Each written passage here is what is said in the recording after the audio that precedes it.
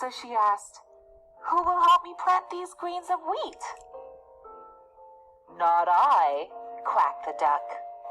"Not I," meowed the cat. "Not I," oinked the pig.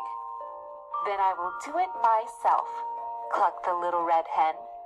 And that is just what she did. She planted the grains of wheat all by herself.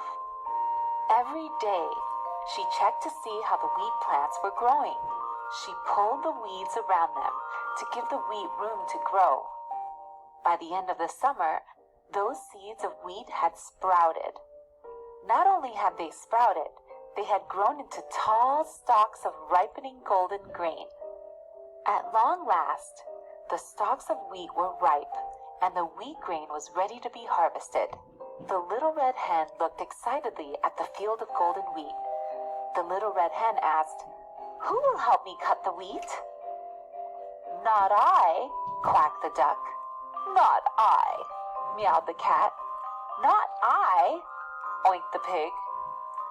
"Then I will do it myself," clucked the little red hen. And that is just what she did. She cut the wheat all by herself. When she had cut the wheat, the little red hen sighed happily.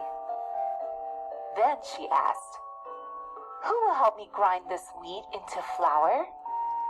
"Not I," quacked the duck. "Not I," meowed the cat. "Not I," oinked the pig. "Then I will do it myself," clucked the little red hen. And that is just what she did.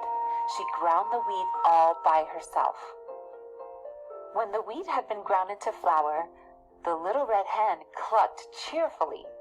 Then she asked, "Now, who will help me make this flour into bread dough?"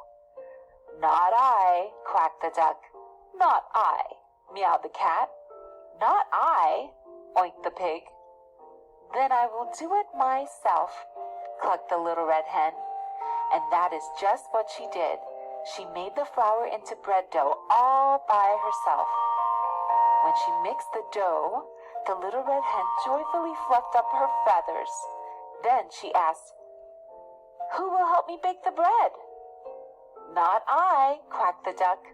"Not I," meowed the cat. "Not I," oinked the pig. "Then I will do it myself," clucked the little red hen.